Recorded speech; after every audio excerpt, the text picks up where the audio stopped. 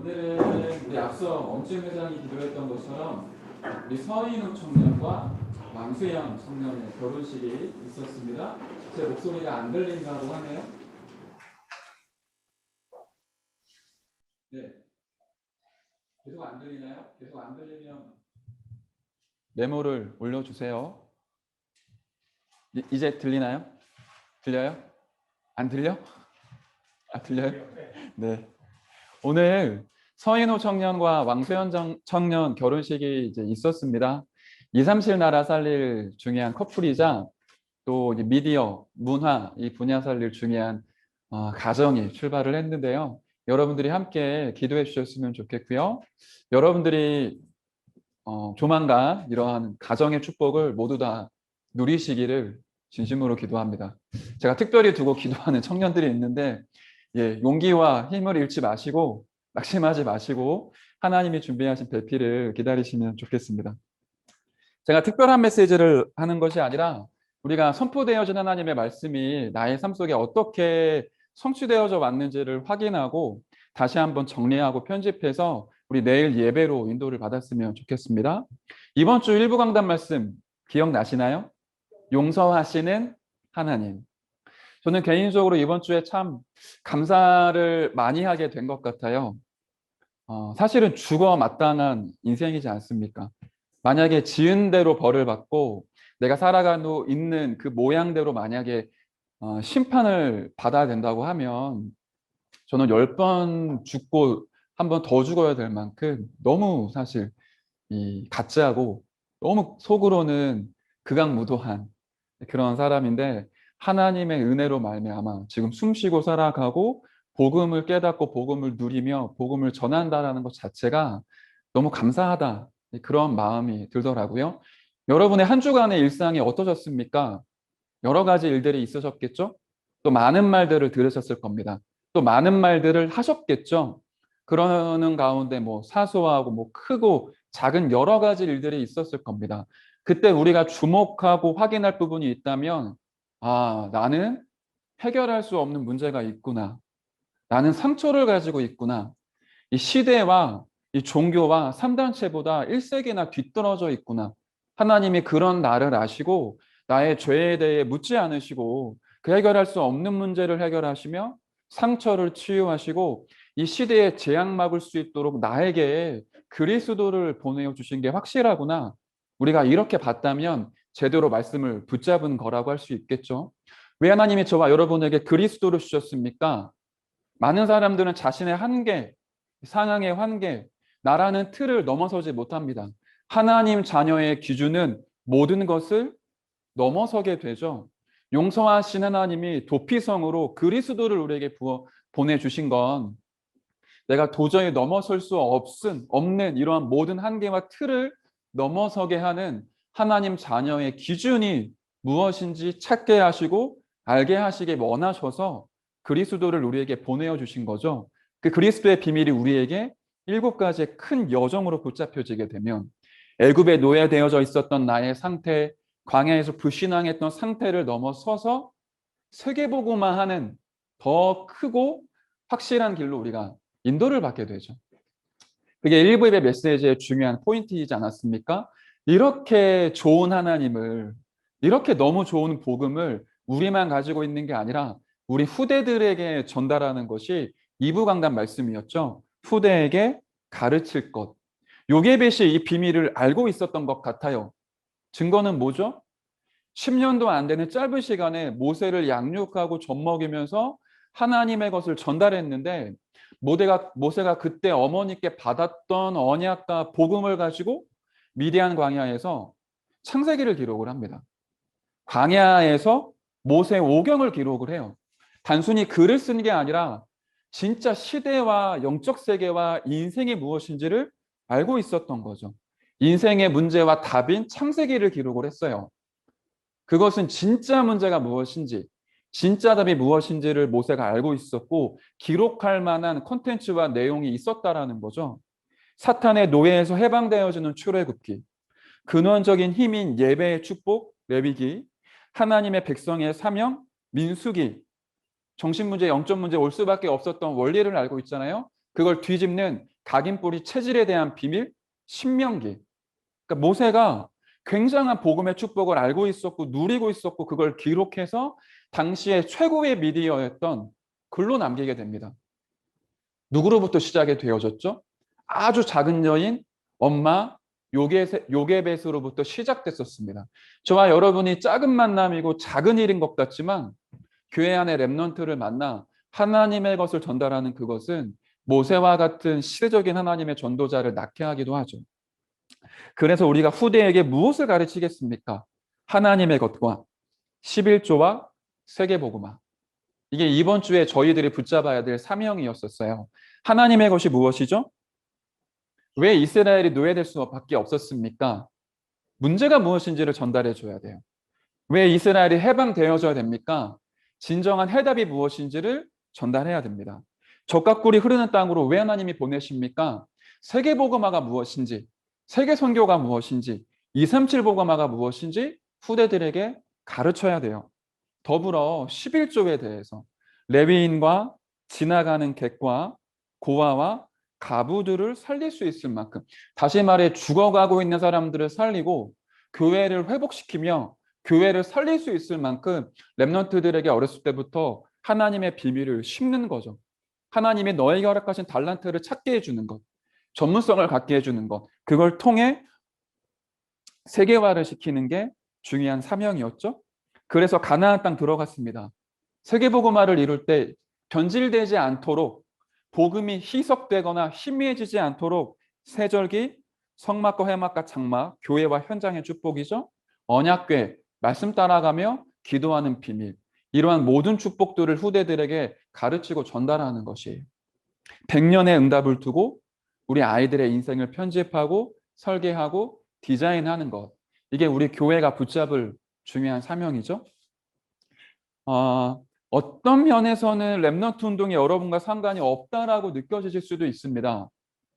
그런데 여러분을 두고 기도했던 그 부모님과 교역자와 여러분을 두고 기도했던 여러 동역자들의 기도로 여러분이 지금 이 현장 가운데 서 있습니다.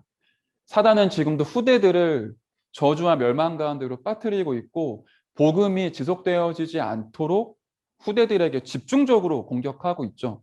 그때 후대들의 보호막이 되고 안식처가 되고 마지막 보루가 되는 사람이 렘넌트 지도자, 후대들의 부모님, 후대들의 교사입니다. 저와 여러분이 가지고 있는 사명이 너무나 크죠. 그 축복과 은혜를 다시 한번 정리하시고 또 내일 예배를 통해서 하나님의 은혜를 누리시길 바랍니다. 오늘은 렘넌트 예배 메시지 다시 한번 확인을 할 텐데요. 성경 창세기 39장 1절부터 6절을 함께 보겠습니다. 제목은요, 평상시 힘을 가진 청년입니다. 평상시에 힘을 가진 청년. 성경은 창세기 39장 1절부터 6절의 말씀입니다. 네, 성경을 한번 찾아보시고요. 제가 대표로 봉독을 하겠습니다. 요셉이 이끌려 애굽에 내려가매 바로의 신하 친위 대장 애굽 사람 보디발이 그를 그리로 데려간 이스마엘 사람의 손에서 요셉을 싸니라. 여호와께서 요셉과 함께 하심으로 그가 형통한 자가 되어 그의 주인 애굽 사람의 집에 있으니 그의 주인이 여호와께서 그와 함께 하심을 보며 또 여호와께서 그의 범사에 형통하게 하심을 보았더라. 요셉이 그의 주인에게 은혜를 입어 섬김에 그가 요셉을 가정 총무로 삼고 자기의 소유를 다 그의 손에 위탁하니 그가 요셉에게 자기의 집과 그의 모든 소유물을 주관하게 한 때부터 여호와께서 요셉을 위하여 그 애굽 사람의 집에 복을 내리심으로 여호와의 복이 그의 집과 밭에 있는 모든 소유에 미친지라. 주인이 그의 소유를 다 요셉의 손에 위탁하고 자기가 먹는 음식 외에는 간섭하지 아니하였더라. 요셉은 용모가 빼어나고 아름다웠더라. 아멘. 제목은 원래 위기에 처한 렘넌트였었죠. 요셉이 하나님이 주신 CVDIP로 인생을 편집했는데 이 형들의 속임수, 또 형들의 배신으로 말미암아 노예로 팔려가게 됩니다. 우리 인생에 이렇게 극한 위기가 올 수 있다라는 거죠. 그 위기에 처했을 때 랩넌트가 어떻게 CVDIP를 가지고 인도를 받을 수 있겠습니까? 그게 이번 주 강단 말씀에 굉장히 중요한 핵이었었죠. 일단 요셉을 볼까요? 쉽게 말해 요셉이 인신매매를 당하죠. 형들에게 팔림을 당했고요. 이스마엘 사람의 손에 붙잡혀서 이제 애굽까지 끌려가게 됩니다. 근데 이거를 요셉의 이야기가 아니라 우리들의 이야기로 바꿔봅시다. 여러분의 인생의 큰 위기, 혹시 안 온 사람도 있겠지만 한두 번 겪어본 사람들이 계시겠죠. 떠올려 보세요. 그때의 나의 영적 상태와 그때 내가 어떻게 그 위기를 극복해 나갔었는지 짧게 한번 떠올려 보세요. 저는 생각을 해보니까 제가 고등학교 2학년 때 다락방 교회를 처음으로 인도를 받게 됐어요. 다락방 교회를 인도받은 지 6개월 만에 우리 아버지 어머니가 드디어 이혼을 하시겠다고 서류에다가 도장을 딱 찍는 거예요. 제가 첫 번째 느꼈던 제 인생의 위기였던 것 같아요. 만약에 제가 복음 받기 이전에 아버지 어머니가 이혼한다고 하셨으면 이놈의 집구석 잘 됐다. 나가 살아야지. 그리고는 나갔을 텐데 복음 받고 나니까 가정이 깨어지고 무너지는 게 하나님의 뜻이 아니라는 게 믿어지더라고요. 그리고 그렇게 진행되어지는 과정 속에 이거는 분명히 하나님의 중요한 응답이 있다. 제가 잘 모르는데 그런 확신이 생기더라고요. 어머니가 저와 태범이에게 찾아오셨어요. 이제 아빠랑 엄마는 이혼할 거다. 너희는 아빠 따라갈래? 엄마 따라갈래? 제 동생은 막 너무 열받아 있었어요. 저는 뭐라고 대답을 해야 될지 모르겠더라고요. 어머님의 심정을, 그렇게 얘기할 수밖에 없는 어머님의 심정을 제가 조금 이제 이해를 하니까 뭐라고 얘기는 못하겠고 속으로는 계속 기도를 하게 되더라고요. 우리 가문과 가정의 역사는 이 흑암의 권세 예수 이름으로 결박받고 떠나갈지어다. 그리고 하나님께 계속 질문을 했습니다. 하나님, 이 문제와 사건이 어떤 하나님의 계획이 있습니까? 저는 우리 가정에 깨어질 거라고 상상이 되지가 않습니다. 물론 지금까지 인생의 여정이 고달팠고 힘들었지만 복음 안에 들어오게 하시고 새롭게 우리 인생을 복음으로 출발하게 하신 주님이 우리 가정을 이대로 내버려 두실 거라고 생각하지 않습니다. 그런데 하나님이 응답해 주셨어요. 그때 우리 고등부 교역자 또 많은 교사 선생님들 주변의 동역자들이 한 2, 3주 동안 집중적으로 함께 기도해 주셨거든요. 우리 어머니가 아버지 보는 앞에서 이혼 서류를 이렇게 반으로 찢으시면서 내가 만약 당신을 포기하게 되면 당신 인생의 이후로부터 아무도 당신을 품고 기도해 줄 사람이 없다. 내가 당신과 함께하는 게 힘들었지만 하나님이 주신 마음으로 당신 품고 같이 가겠다. 아버지가 적잖이 충격을 받으셨던 것 같아요. 근데 그날 이후로 우리 가정에 이혼이라는 단어가 사라지게 됐습니다. 위기인 것 같았는데 하나님은 중요한 응답을 우리 가정에 허락해 주셨더라고요. 또 한 번은 1998년도에 대한민국의 IMF라는 이 경제 파산이 왔었습니다. 2008년도였나요? 그때도 금융위기가 있었죠. 그때 얼마나 많은 실직자들이 일어났는지 몰라요. 우리 집도 계속 부도나고 실패하고 이런 게 연속이었거든요. 늘 이제 가계수포 막 어음 막 돌아다니는데 아버지 어머니 항상 경제 때문에 어려워하시고 이런 위기가 우리 집안에 굉장히 많이 있었어요. 불과 10년 전만 해도 우리 집안에 빚이 3억 5천만 원 정도가 있었거든요. 우리 집이나 자동차로 갚아가는 그런 거 말고 우리 아버지 사업에만. 그러니까 얼마나 위기입니까? 그런 것들이 오거든요. 여러분 인생에 없었습니까? 가정에 있었던 위기, 여러분 인생의 위기, 혹시 여러분 청소년 시절에 왕따를 당하시진 않았습니까? 여러분이 대학교 또 고등학교 졸업하고 직장 생활 하실 때 여러 가지 사건과 문제 없었습니까? 가정의, 개인의 질병 또는 죽음, 큰 사고 또는 여러분 청년이시기 때문에 연애에 대한 실패, 그로 말미암은 내 인생의 여러 가지 타격들 이런 거 있지 않으십니까? 우리 인생에 오거든요. 예수를 그리스도로 정말로 깨닫고 복음 붙잡았지만 인생의 위기는 반드시 옵니다. 이유가 있죠. 나중에 좀 얘기를 하고요. 이때 많은 사람들이 세상에서 배운 대로, 사단이 가르쳐 준 대로 대책을 세우죠. 굉장히 무서운 말인데 생각해 보면 이게 조금 뭐라고 말할까요? 가슴에 남는다고 할까? 저는 이 메시지가 제일 남더라고요. 이때 대책을 세우는데요. 당황하게 되면 어떻게 되죠? 유 목사님이 이렇게 표현을 하시더라고요. 죽게 된다. 그 정도로 고통당한다라는 거죠. 이런 위기가 왔을 때 충격을 받게 되죠. 충격받으면 어떻게 됩니까? 병이 생깁니다. 정신적인 병. 상처로 말미암은 여러 가지 영적 문제 도시게 되죠. 그걸 넘어서서 아예 이 문제들을 해결하기 위해 더 몸부림을 치게 되면 뭐라고 하시죠? 더 빨리 죽게 되고 더 큰 문제가 오게 된다. 이거 꼭 여러분들이 기억하시고 마음에 담아두시면 좋겠습니다.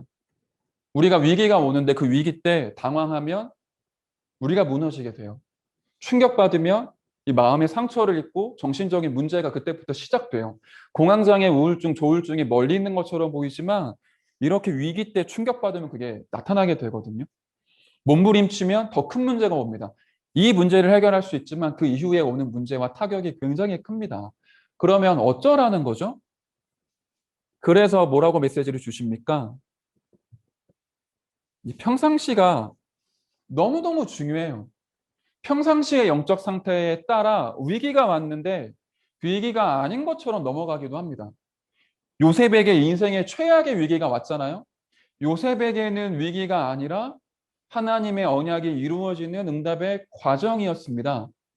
평상시에 힘이 없으면 그게 안 보이게 되죠. 그러면 당황하고 충격받고 몸부림치다가 무너지게 돼요. 여러분들이 청년이시기 때문에 연애 실패? 사실 실패라는 건 없는데 상처를 입으실 수도 있습니다. 직장 생활하러 들어갔다가 굉장히 큰 사건 때문에 무너지거나 빚을 또는 경제의 타격을 입으실 수도 있습니다. 그런데 중요한 건 하나님이 그 모든 상황들을 보고 계시고 알고 계시고 허락해 주셨어요. 사탄은 그거를 이용해서 저와 여러분들을 무너뜨리려고 하지만 하나님은 허락해 주셨고 그걸 통해 중요한 메시지를 우리에게 주기를 원하시죠. 평상시 때 요셉이 하고 있던 게 있어. 그게 오늘 본론에 대한 내용이에요. 우리 메시지에는 이렇게 말씀하시죠.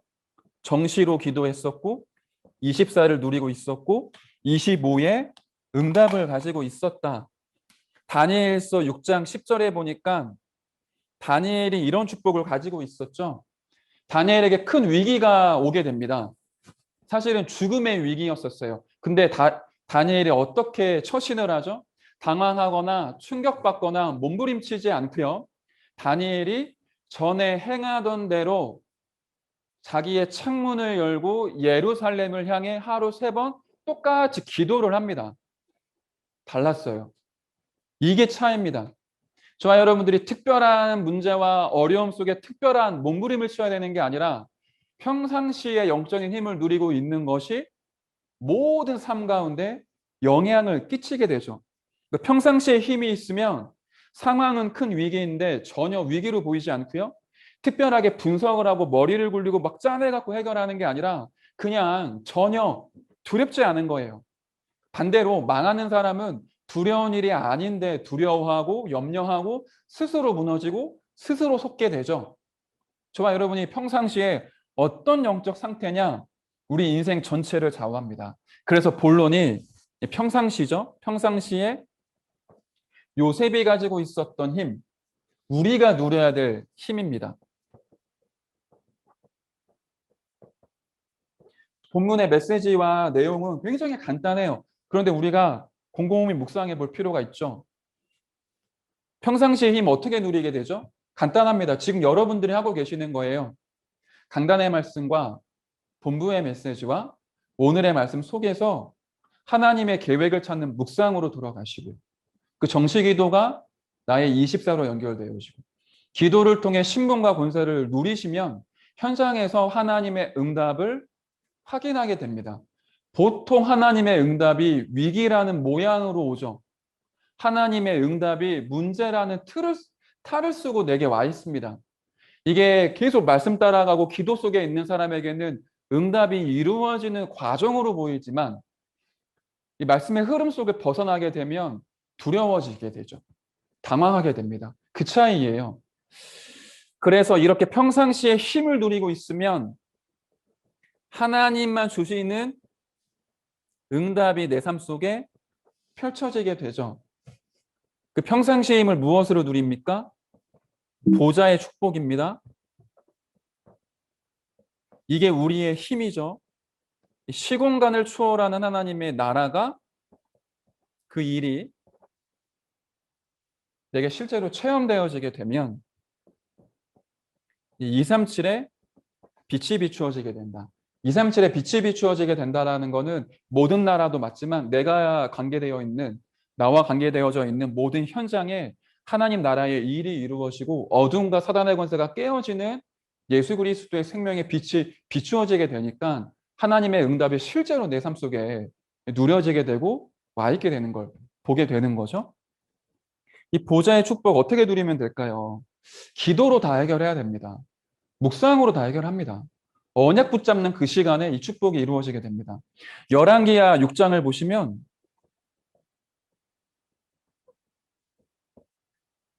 엘리사 선지자 이야기가 나옵니다. 당시에 최강대국이었던 아람 나라가 이스라엘을 정복하기 위해 계속 군대를 파송하고 파견하는데 갈 때마다 이스라엘 군대가 다 대비를 하고 그 최강대국이었던 아람 군대를 막아요. 이해가 안 되는 거예요, 아람 왕이. 알고 봤더니 엘리사가 이 아람 왕이 침실에서조차 하는 얘기를 다 알고 있어요. 하나님의 영적인 힘이 엘리사에게 임했던 거죠. 그래서 아람 나라 왕이 이스라엘을 정복하고 이제 차지하기 위해 엘리사를 먼저 죽이려고 합니다. 그때 아람 나라가 엘리사가 있었던 그 도단에 그 아람 군대를 파송하잖아요. 보내잖아요. 그리고는 그 도단 성을 아람 군대가 둘러쌌어요. 그날 아침 새벽이 돼서 엘리사의 사환, 종이 밖을 보니까 난리가 난 겁니다. 병거와 말과 군대와 진짜 막 수만 명의 군인들이 도단성을 둘러쌌어요. 그걸 보고 사면초가라고 얘기를 하죠. 빠져나갈 수 있는 길이 없는 거예요. 근데 엘리사가 너무 천하태평한 겁니다. 사환이 이제 난리가 난 거예요. 선지자님, 우리가 죽게 생겼습니다. 어떻게 됩니까? 그때 엘리사가 간단하게 얘기하죠. 하나님께 기도해서 사환의 눈을 딱 여니까 하나님이 파송하신 그 영적인 군대, 하늘의 불말과 불병거가 그 도단성 주변으로 아람 군대 주변으로 가득 내어 있는 거예요. 질 수가 없죠. 그리고는 엘리사가 기도를 하는데 하나님이 그 기도에 응답하셔서 아람 군대의 눈을 다 이제 감기게 앞이 안 보이게 하시죠. 싸우지 않고 승리하게 돼요. 오히려 아람 군대를 잘 먹이고 본국으로 돌려보내죠. 그러니까 어마어마한 인류 역사 전쟁 속에 없는 그 선지자 한 사람이 10만 대군을 이기는 일이 벌어졌었어요. 그게 우리가 누릴 축복이거든요. 근데 이거를 신화로 알고 있고 지식으로 알고 있으면 아무런 소용이 없습니다. 똑같은 영적인 일이 내 삶 가운데 벌어지고 있다는 걸 믿는 사람은 무기로 사용하게 되죠. 육신적으로 문제가 오는데 이런 영적인 축복을 알고 있으니까 당황하지를 않는 거예요. 그게 우리가 누릴 평상시의 힘이다. 그러니까 창세기 39장 2절에 이걸 보디발이 볼 만큼 요셉이 누렸던 거 아닙니까? 여호와께서 요셉과 함께 하심으로 그걸 보디발이 알고 있었어요. 노예 신분인데 갑자기 어느 날 가정 총무로 모든 소유를 요셉의 손에 위탁하게 되죠. 지금 저와 여러분들이 직장 생활하는 게 요셉의 상황과 비슷하지 않습니까? 갑과 을이 있고 약간 노예와 같은 느낌? 근데 그 시간표가 이 평상시의 힘을 누리며 여호와가 함께 하심으로 모든 게 형통하게 되는 축복을 누릴 절호의 시간표예요. 나의 인격과 수준과 내가 열심히 하는 게 아니라 그걸 넘어서는 진짜 영적인 힘을 통해 나타나는 하나님의 축복이 있잖아요. 그걸 지금 청년의 때에 우리가 누려야 되겠죠? 그렇게 하나님만 주시는 응답을 누리고 있으면 보이는 게 있습니다. 하는 것보다 중요한 게 보는 거 아닙니까? 하나님의 시간표를 보게 돼요. 위기에 처해 있는데 중요한 시간표를 보게 되고 하나님의 나라가 임하는 응답을 누리게 되죠. 오늘이라는 시간표 속에 하나님이 나와 함께 하시는 위드, 우리와 함께 하시는 임마누엘, 모든 것 가운데 함께 하시는 원네스. 이게 우리가 누릴 최고의 축복이죠. 직장생활 열심히 해야 됩니까? 그렇지 않습니다. 세상은 얘기하죠. 너가 피눈물을 흘리고 피땀 눈물을 흘려야 성공할 수 있다. 그거는 사단이 가르쳐준 메시지이고요. 하나님의 자녀는 이렇게 각인되어져야 됩니다. 지금 하나님이 나와 함께 하시고 우리와 함께 하시며 모든 것 가운데 합력하여 선을 이루신다. 문제가 오고 고통이 오고 아픔이 오는 것 같지만 하나님은 알고 계시고 이 모든 과정이 하나님의 언약이 이루어지는 응답의 과정이구나. 그렇게 해야 당황하지 않습니다. 넘어서게 돼요. 하나님 자녀의 기준을 현장에서 확인하게 됩니다. 그러니까 요셉이 답을 주게 되죠. 답 주려고 막 고민했을까요? 그렇지 않을 거예요. 그냥 평상시에 말씀 누리고 있고 기도로 행복을 누리고 있고 현장에서 하나님의 나라의 일을 확인하고 있다 보니까 보이는 겁니다. 아, 보디발의 문제, 보디발 집에 있는 문제, 감옥에 들어갔을 때 죄수들에게 와 있는 문제, 그들에게 진짜 필요한 것 보여지니까 얘기했는데 상대방에게는 답이 되죠. 하나님이 주시는 지혜입니다. 내가 짜내갖고 말하는 게 아니에요. 어떻게 하면 내가 주변에 있는 사람들에게 답을 줄까 고민할 필요가 없습니다. 평상시에 힘을 누리고 있으면 시간표가 보이고 현장의 문제가 보이고 하나님이 이들에게 주시려고 하는 중요한 답이 보이게 되죠. 그러니까 그의 주인에게 동료에게 그게 체질이 되고 삶으로 누려지게 되니까 나중에는 바로왕 앞에 서서 시대 문제에 답을 주게 돼요. 차곡차곡 쌓여진 거죠. 여러분들이 어느 날 왕 앞에 섰을 때 복음 증거하려고 하면 특별한 힘을 얻는 게 아니라 평상시에 쌓여져 왔었던 그 힘이 왕 앞에 섰을 때 담대하게 복음을 증거하게 되는 거죠. 지금 여러분들이 가장 낮은 곳에서 거품을 빼고 포장된 걸 벗기고 작은 일 앞에 응답을 누리고 답을 찾게 되면 그게 쌓여서 중요한 사건, 중요한 사람들에게 시대적인 메시지를 전달하게 됩니다. 그러니까 오늘이 중요하죠. 평상시가 중요하고 작은 것이 굉장히 중요합니다. 그게 쌓이니까 다음의 시간표를 알게 돼요. 오늘의 응답을 따라 위드 임마누엘 원네스로 하나님이 오늘 나와 함께 하시니 오늘의 응답을 보고 있으니까 뭐가 보이죠? 미래가 보이고요. 그 미래가 오늘에 와 있음을 확인하게 돼요. 말은 어렵지만 여러분 이해되시죠? 다락방 전도운동이 이렇게 흘러왔던 겁니다. 다락방 안에 24 기도하시는 분들이 이렇게 응답받아 오신 거고요. 다락방이 이렇게 30년을 걸어왔던 거예요. 그러니까 지금까지 지속이 가능한 겁니다. 경제에 허덕이지를 않아요. 지금 코로나 때문에 많은 교회들은 교육자들에게 사례를 못 주고 있지 않습니까? 그런데 다락방의 대표적인 교회들이 오히려 성장을 하고 있어요. 이해가 안 되죠. 환경적으로는 전부 다 어렵기 때문에 교회가 제일 빨리 무너지게 돼 있습니다. 불신자들이 그런 얘기를 하잖아요. 교회가 자꾸만 현장 예배, 오프라인 예배 하려고 하는 게 헌금이 안 되니까 모이려고 한다. 그들이 볼 때 그렇게 보이는 거죠. 그렇지만 하나님이 축복하시는 이 단체가 성장하는 걸 보십시오.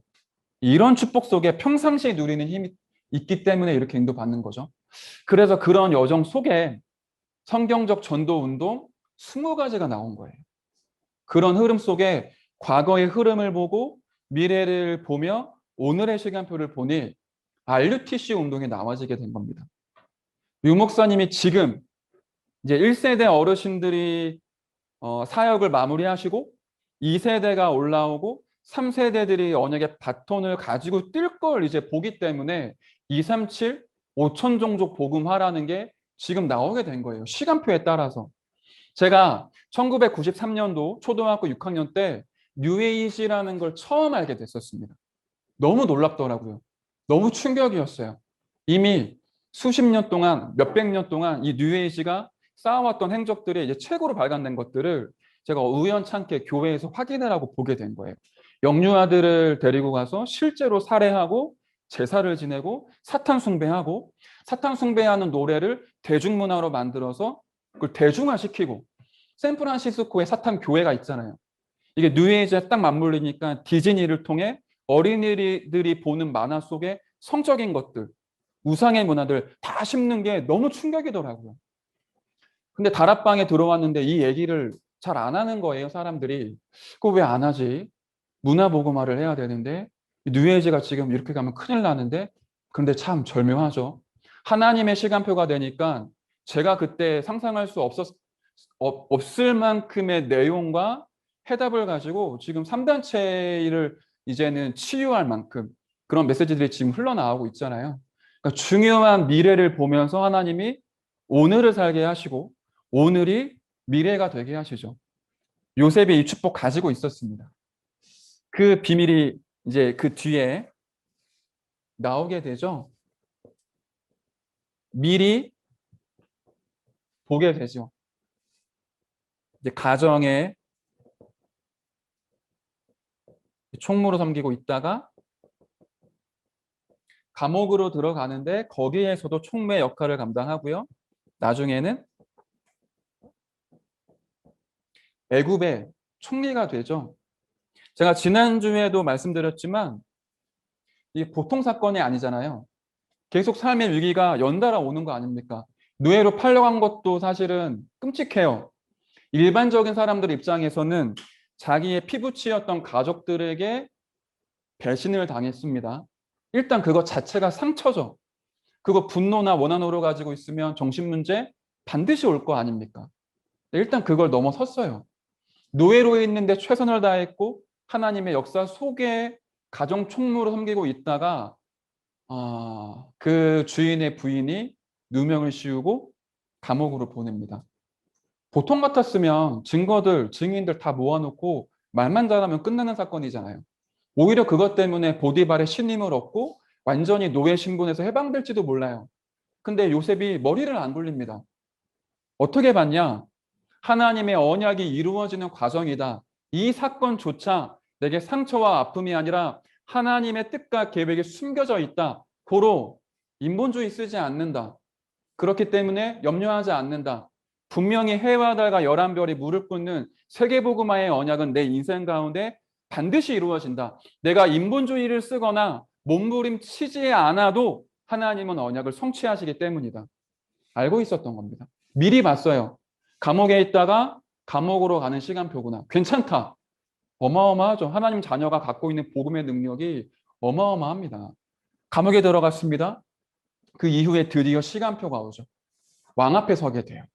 그때 애국과 전 세계 살릴 수 있는 완벽한 작품을 만들어내게 되죠. 미리 보지 않았더라면 알 수 없는 거예요. 미리 보지 않는 사람에게는 문제로 보이는 사건입니다. 해와 달과 11별이 완전히 무릎 꿇고 세계복음화 되어지는 걸 CVDIP로 인생의 편집이 되니까 인생의 여정이 고달파 보이는데 불신자들이 볼 때는 문제라고 얘기하고 위기라고 얘기를 하는데 전혀 충격받지 않고 당황하지 않고 위기로 보지도 않고 그냥 가는 거예요. 얼마나 멋집니까? 이게 렘넌트가, 이게 파수꾼 청년들이 누려야 될 축복입니다. 직장 생활 하시는데 어려움 많은 거 제가 알고 있어요. 거의 매일 야근하시고 연애하는데 피곤하고 이게 연애를 하고 이 사람을 사랑하면은 내가 행복할 거라고 느꼈지만 그 행복과 반대로 고민도 크죠. 직장 생활하면 내가 꿈이 이루어질 거라고 생각했지만 직장 생활의 갈등도 큽니다. 사소한 문제들도 많이 있을 거고요. 그런데 그 상황 속에 하나님은 중요한 것을 저와 여러분에게 계속 던지고 계시죠. 그러다가 큰 위기가 왔을 때 사단은 우리를 무너뜨리려고 하고 하나님 그 큰 위기를 통해 하나님의 언약이 이루어지는 과정으로 인도해 나가시죠. 그래서 저와 여러분들이 다시 한번 정리를 하자면 평상시의 힘 가지고 있어야 됩니다. 간단해요. 강단의 말씀, 본부의 메시지, 오늘의 말씀을 놓치지 않는 겁니다. 더 플러스 하자면 그 주간에 있었던 집회 메시지, 녹취본이 올라오잖아요. 그런 것들 확인하시면서 그 말씀이 어떻게 흘러가는지를 계속 주목하고 계시다가 하루에 한 번 정도는 모든 걸 중단하고 하나님을 향해 집중해 보는 거예요. 내 소리, 내 생각을 중단시키고 하나님의 소리, 하나님의 세미한 음성에 귀를 기울여 보는 겁니다. 그걸 보고 묵상이라고 얘기를 하죠. 그게 쌓이다 보면 모든 삶 가운데 기도로 연결되어지기 시작을 하죠. 그런 상태 속에 있다가 문제나 위기가 오면 하나님이 하시는 일이 응답으로 확인되어지고, 그래서 결론입니다. 그거를 오늘의 작품, 이렇게 얘기를 하셨죠? 이걸 실제로 누리라. 다른 게 오늘의 작품이 아니라 저와 여러분들이 매일 쌓아가야 될 오늘의 작품은 정식기도지 않습니까? 예배와 정식기도 묵상을 통해 하나님이 내게 허락하시는 그 레마의 메시지, 지금 내가 붙잡을 나의 오직, 이걸 예배 때마다, 기도 때마다 찾는 거죠. 억지로 찾는 게 아니라 누리는 거라고 하셨죠?